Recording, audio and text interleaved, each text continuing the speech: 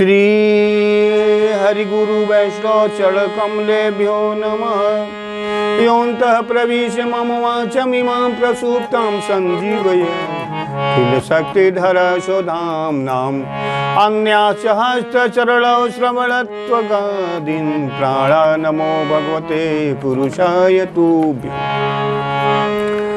श्री प्रहलाद नारद पराशर पुंडरीक व्यासांबरी सुख शौनक भीष्म दार्भ्यां रुक्मा गर्दार्जुन वशिष्ठ विभीषणादीन् पुण्यानि नामानि परम भगवतं नमामि।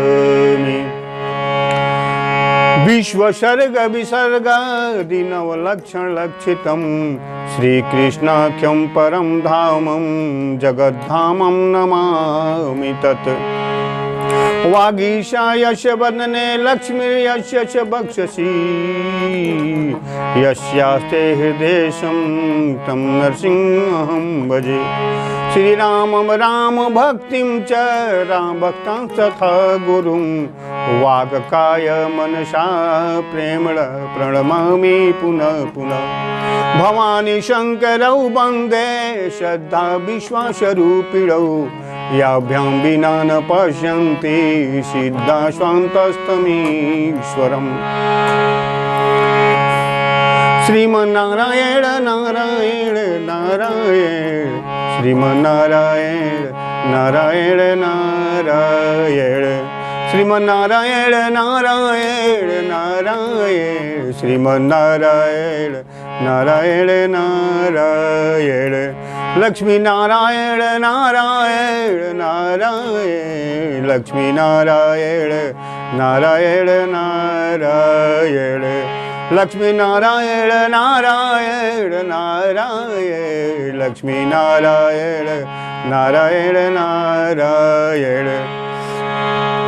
बोलिए सद्गुरुदेव भगवान की जय। प्रभु परमात्मा की परम परमात्मा की अनसीन अनुकंपा अकारण करुणा करने वाले अखिल हेय अनेक प्रत्यनीक उस की कृपा है कि हम लोग मानव शरीर प्राप्त करके और भगवान के नाम रूप लीला धाम नाम का संकीर्तन करते हैं। रूप का हम लोग बैठे बैठे ध्यान करते हैं जहाँ भी हो जिस अवस्था में हो। हे प्रभु हम आपके हैं, केवल आपके हैं। सो केवल भक्त निकट लागी अर्थात केवल आपके हैं। धाम में प्रभु का कथा कहते हैं, अवगाहन करते हैं और जा कर के हम लोग भगवान को परम धाम को प्राप्त करते हैं। यही मानव शरीर प्राप्त करने का सर्वोत्कृष्ट पद है कि भगवान का नाम श्रवण रूप लीला धाम का कीर्तन श्रवण अवगाहन करना। और इसी को देख करके देवता लोग ललायित रहते हैं कि हे प्रभु हम भी मानव शरीर प्राप्त करके जाते और मर्त लोग पर आपके कथा का नाम का रूप का लीला का धाम का स्मरण करते। लेकिन आप लोगों के निवेदन कर दूं कि वहाँ केवल और केवल भोग भूमि है, कर्म भूमि नहीं। कर्म तो ये हम लोगों का है, केवल हम लोगों का ऐसा लोक है कि जहाँ कर्म हो सकता है और कर्म करने के बाद हम लोग सीधे सीधे भगवान के धाम में भगवान के प्यारे लाडले दुलारे बन जाते हैं। लेकिन मनुष्य का प्रारब्ध का भोग मानव शरीर प्राप्त करने के बाद भी हम लोग शुभ कर्म नहीं हो सकता है, नहीं होता है। बहुत प्रयत्न करने के बाद भी उससे बहुत दूर हो जाते हैं। क्यों? क्योंकि हम लोग का प्रारब्ध का भोग उसे रोकता है। जिसका शुभ कर्म है, जिसका शुभ पुण्य उदय होता है, तब जाकर के मानव शरीर प्राप्त होता है। और जब मानव शरीर प्राप्त होता है अपने शुभ कर्मों का अनेक जन्मों का मोह मदांधकार नाशम विधाय ततो दयते विवेक अर्थात शुभ कर्म करते हैं हम लोग, भगवान का कीर्तन करते हैं हम लोग, मंदिर का निर्माण कराते हैं हम लोग, कोई भी शुभ कर्म करते हैं तो उससे वही मानव जन्म सब। लेकिन ये हो नहीं पाता है, इसलिए नहीं हो पाता है कि अनेक जन्मों का कर्म ऐसा है कि वह रोकता है, वह प्रारब्ध रोकता है। तो उस प्रारब्ध को नष्ट करने का मात्र और मात्र दुख की निवृत्ति हेतु एक ही इस पृथ्वी में उपाय है। वह क्या उपाय है? वह उपाय हम लोग करेंगे तो उसमें भी हम लोग के हाथ से मंदिर का निर्माण, हम लोग के हाथ से तालाब का निर्माण, हम लोग के हाथ से वेद पाठ विद्यालय के निर्माण इत्यादि इत्यादि होते रहे कि उस प्रारब्ध के कर्मों का क्षय कैसे हो, नष्ट कैसे हो, यह चिंतनीय विषय है और सबको ज्ञात है। और हमारे भारत भूमि पे छोटे छोटे बच्चों तक को ज्ञात है, लेकिन केवल मुझे इस शरीर के द्वारा उन लोगों तक पहुंचा देना है कि हम लोग करो क्या। एक घड़ी आधो में पुनिया, तुलसी संगत साधु के हरे कोटि अपराध। एक घड़ी आधो घड़ी आधो में पुनियाद, अर्थात 24 घंटे का दिन और रात होता है, उसमें से मात्र किंचित मात्र कुछ समय आधो घड़ी भी परमात्मा के श्री चरणों में हम लोग व्यतीत करते हैं, प्रभु का नाम का स्मरण करते हैं, तो निश्चित है कि हमारे दुखों का निवृत्ति हो जाती है। और ऐसे देवता हैं कि वह ललायित रहते हैं, वह तो क्षण प्रतिक्षण बस ये कहते हैं कि एक बार दिन में बैठे हो, 24 घंटों में एक बार भी बैठे बैठे हो मुझे प्रणाम कर लिया करते हो, मुझे याद कर लिया करते हो, तो मैं तो तुम लोग के लिए ललायित हूँ, मैं तो तुम लोगों के लिए बैठा हुआ हूँ। केवल याद करो, स्मरण करो, चिंतन करो, निधि ध्यान करो, तो मैं तुमको प्रारब्ध तो प्रारब्ध है, सारे अकर्म को मैं क्षय करने के लिए समर्थ हूँ। लेकिन जिमी परतभा ढाबर पानी, जिस प्रकार हम लोग पृथ्वी पर आते ही वर्षा का जल जो है वह पृथ्वी पर आता है, स्वच्छ रहता है, लेकिन आते आते ही माया का प्रभाव पड़ जाता है, उसी प्रकार हम लोग पर माया का इस प्रभाव पड़ जाता है। इस माया रूपी मोह जाल, मोह द्वंद्व का, अर्थात इसको कैसे हटाएं, कैसे इससे हम लोग दूर हों, तो मात्र एक ही उपाय है, वह है श्री अश्वत्थामा बलिर्व्यासो हनुमान च विभीषण कृपा परशुराम सप्तैचे चिरजीविनः। अर्थात साक्षात पृथ्वी के सप्त चिरंजीवनी में श्री हनुमान जी महाराज हैं। वह जो है दुखों को दूर करने के लिए, प्रारब्ध का भोग का क्षय करने के लिए एकदम ललायित रहते हैं। और हनुमान जी महाराज को क्या करना है, उनकी कृपा बरसती रहती है।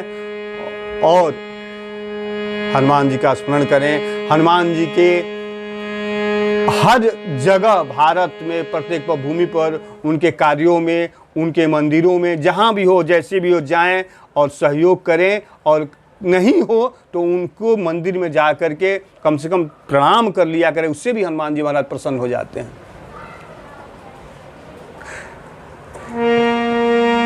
हनुमान जी महाराज इतने कृपालु हैं, इतने दयालु हैं कि बैठे रहते हैं, कोई भक्त तो मुझे बुलाए तो स्मरण तो करे, इसी बात को ध्यान में रख करके। और हे कौन्तेय पुत्र अर्जुन को ध्यान में रख करके भगवान उनसे निवेदन करते हैं, कहते हैं कि हे अर्जुन, एक सबसे सरलतम से सरलतम ही बात तुमको बता दूं, लेकिन अगर वो कर लोगे तो निश्चित है कि हमारे प्यारे लाडले बन जाओगे।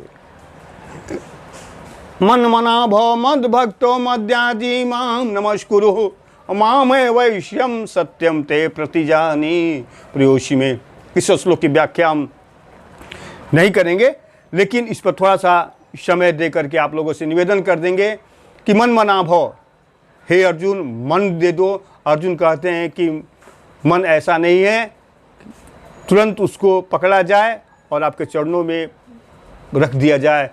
हे प्रभु उधो मन न भयो 10-20, मन 10-20 नहीं है कि चट पकड़ें और पट आपके चरणों में समर्पित कर दें। प्रभु मन आपको मैं नहीं दे सकता हूँ, मन मना भव मद भक्तो, मेरा भक्त बन जाओ। अर्जुन कहते कि हे प्रभु भक्त बनने के कई लक्षण हैं, अब वह लक्षण हमें नहीं है। सबरी जी वाली नौधा भक्ति है, प्रथम भक्ति संतन कर संगा, दूसरी रति मन कथा प्रसंगा, तीसरी भक्ति गुरु पर पंकज सेवा। अर्थात अनेक तरह के भक्ति हैं, श्रवणम की प्रहलाद जी वाली भक्ति है, श्रवणम कीर्तनम विष्णु स्मरणम पाद सेवनम, भरत जी वाली कई प्रकार की भक्ति हैं, अर्थात नहीं मैं कर सकता हूँ। मन मना भो मग भक्तो मध्याज, मेरा पूजन कर लो।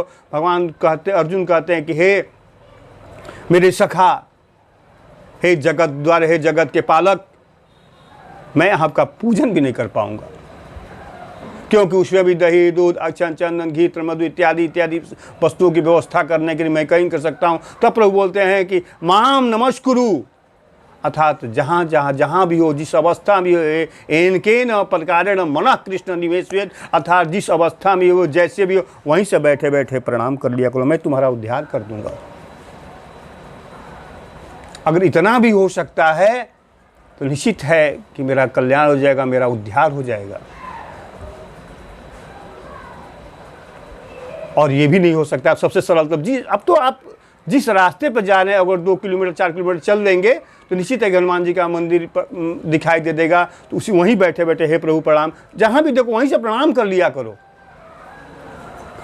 जय शरीर रति राम सो सो आदर ही सुजान, रुद्र देह तजि नेह बस बानर भय हनुमान। जय शरीर रति राम सो सो आदर ही सुजान, रुद्र देह तजि नेह बस बानर भय हनुमान। जय शरीर, प्रभु भगवान रुद्र स्वयं हनुमान जी के रूप में हैं, हमारे वैष्णव भक्त चक्र चूड़ामणि बाबा गोस्वामी जी के कथनानुसार, लेखनी के अनुसार, और वह तो ललायित रहते हैं प्रभु की सेवा करने के लिए, और सेवा को पूर्ण किए। और जब प्रभु से मुलाकात हुई तो इतने दीनहीन, इतने कृपालु, इतने दीनहीन के हाथ जोड़कर हमेशा खड़े रहते हैं प्रभु के दरबार में। और प्रभु से मुलाकात हुई तो हनुमान जी महाराज निवेदन करते हैं, एक मैं मंद मोह बश कुटिल हृदय अज्ञान, प्रभु मोहि विसारियौ दीन बंधु भगवान। एक मैं मंद मोह बश कुटिल हृदय अज्ञान, प्रभु मोहि विसारियौ दीन बंधु भगवान। प्रभु से बोलते हे प्रभु, मैं तो मंद मोह हूँ, मैं कुटिल हूँ, माया मोह से आच्छादित हूँ, आप मुझे क्यों। अरे हनुमान जी महाराज माया मोह से कभी आच्छादित हो नहीं सकते, लेकिन प्रभु के सामने ये तो कहते हैं। क्या बाबा सूरदास जी का एक पद है, मुँह सम कुटिल, कुटिल खल कामी, अर्थात मुझसे अधिक कुटिल कामी खल इत्यादि इस संसार में नहीं है। अब तो आप तो पतित पावन है, पतितों का उद्धार करने वाले। क्या बाबा सूरदास ऐसा थे? नहीं, कदापि नहीं। क्योंकि तो उद्धव जी का अवतार थे। ये तो प्रभु से निवेदन करेंगे हे प्रभु, लेकिन ये दीनहीन भावना हम लोगों के पास भी हनुमान जी के सामने जाकर कहें कि हे प्रभु, हम केवल आपके हैं और आप मेरा उद्धार कीजिए, आप मेरा कल्याण कीजिए। और बाबा तुलसीदास ने हम लोग के उद्धार हेतु, हम लोग के कल्याण हेतु, हम लोगों के प्रारब्ध का नष्ट करने हेतु, दुखों की निवृत्ति हेतु ऐसा भारत संस्कृति धर्म के में ऐसा ग्रंथ, सूक्ष्मतम प्रमाणित प्रथम भारतीय संस्कृति का प्रथम प्रमाणिक धर्म अनुपम ग्रंथ रत्न बाबा ने प्रवेश किया, वह श्री हनुमान चालीसा। दिन में एक बार भी स्मरण भी कर लें, उसका नाम भी रख लें, आदत में थोड़ी थोड़ी बस केवल निवेदन करते रहें।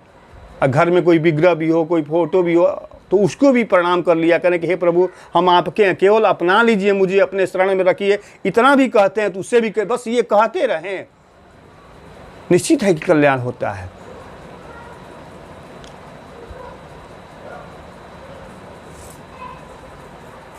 और हनुमान चालीसा ऐसा लघुतम और सार संग्रह ग्रंथ है, इसके 45 छंदों में बाबा की तुलसीदास जी ने ऋग्वेद से लेकर के हजारों ग्रंथों का सार संग्रह किया है। इसलिए भारत का संस्कृति और सनातन धर्म का अनुपम रत्न है।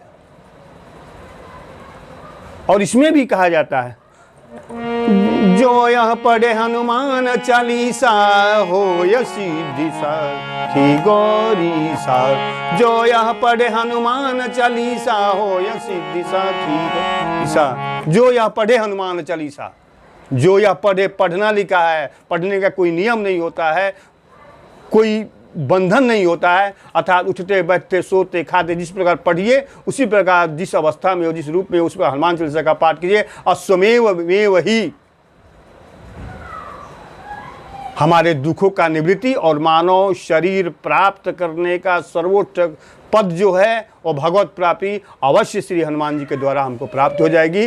चूंकि रामः विग्रहवान धर्मः, राम जो है स्वयं धर्म है और उनके धर्म ध्वज श्री हनुमान जी हैं, तो हनुमान जी जो है वह प्रभु के चरणों में किसी भी जीव को ले जाकर वहाँ कर देते हैं। इसलिए हनुमान जी का आप लोग स्मरण करते रहिए, हनुमान जी का ध्यान करते रहिए। बोलिए श्री आनंद कंद भगवान श्री हनुमान जी महाराज